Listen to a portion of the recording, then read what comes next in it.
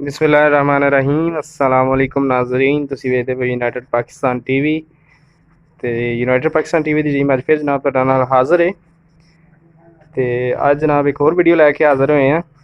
तो सब तो पहला गुजारिश करांगे कि अगर यूनाइटेड पाकिस्तान टीवी ने तुसीं सबसक्राइब नहीं किया, सब तो पहला सबसक्राइब कर लो, नाल ही बैल आइकन का बटन भी प्रेस कर लो। मकसद ये हर नवीं आने वाली ते लेटेस्ट वीडियो सब तो पहला तुहाडे कोल पहुँचती रहे। तो अज एक बच्चा लैके आए जी, बहुत खूबसूरत माशाल्लाह।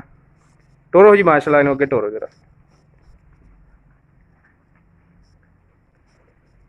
देख रहे हो जी, कुर्बानी दे आला बच्चा है। वापस ले आओ जी, वापस ले आओ, बस ठीक है। हाँ जी, इत्थे बन दो।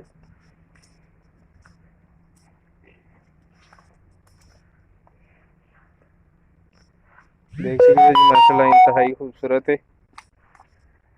तो बारिश पई हुई है इस तरह, मतलब कि जड़ा ना थोड़ा जा अपना लिबड़िया होया। कितना वजन होएगा जी ਇਹਦਾ? वजन 6 मन है जी। ਤੇ ਮੂੰਹ ਚ ਕੀ ਹੈ, ਕਿਦਾਂ ਦਿਖਾਓ ਜਰਾ ਮੂੰਹ ਚ ਪੱਟ। ਦੰਦਾ ਹੈ? ਹਾਂਜੀ। ਚਲੋ ਮਾੜਾ ਜਿਹਾ ਦਿਖਾ ਦਿਓ ਜੀ।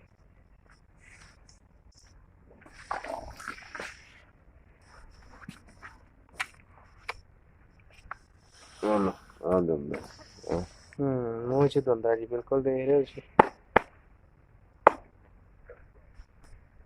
ਅੱਛਾ, ਡਿਮਾਂਡ ਕੀ ਹੈ ਜੀ ਇਹਦੀ? ਡਿਮਾਂਡ 1.5 ਆ ਜੀ। 1.5 ਲੱਖ ਰੁਪਈਆ ਡਿਮਾਂਡ ਕਰ ਰਹੇ ਨੇ ਜੀ।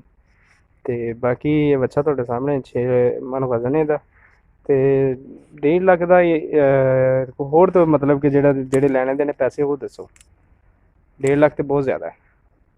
ਚਲੋ 1.30 ਦਾ ਦੇ ਦਾਂਗੇ। 1.30 ਦਾ ਜੀ? ਹਾਂਜੀ ਠੀਕ ਹੋ ਗਿਆ ਜੀ। 1.30 ਜੀ ਇਹਨਾਂ ਦਾ ਫਾਈਨਲ ਰੇਟ ਹੈ ਜੀ। ਬਾਕੀ ਤੁਸੀਂ ਦੇਖ ਸਕਦੇ ਹੋ। अच्छा माशाल्लाह, सोहना खूबसूरत भी है।